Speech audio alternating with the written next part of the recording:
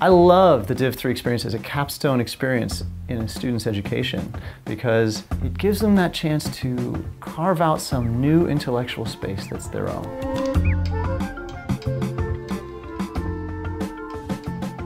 Many Division IIIs are framed by questions, right? Can I make certain aspects of marine biology really intriguing, particularly to young audiences or audiences who don't know anything about marine biology? I think that's the core of what's driving Taryn's project. And how do you answer that question, short of trying to do it? Taryn and I, like most of the Division IIIs that I'm the chair of, we meet every week. And in those meetings, I let the students set the agenda. So if Taryn is having trouble with some piece of software that she can't get to work, she brings it in and we talk about it. If she wants to show off her new touchscreen display, she'll bring it in and we'll talk about it. A typical thing that might happen is a student comes in and they've been banging their head against something for the last week. So often I have the clarity of being the person who's not in the trenches with them every day, and I can try to pick them back up and re-guide them on their course.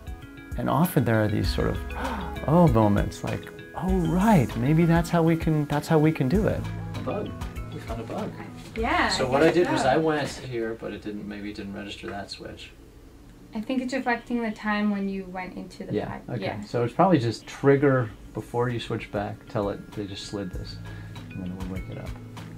And I feel good when I have that opportunity to offer a fresh set of eyes to a problem that to the student has become life-consuming. You know, you take 3 days and do anything intensely for that long and suddenly you can't think of anything else. And I get the chance to speak from a slightly privileged perspective of being outside of those struggles.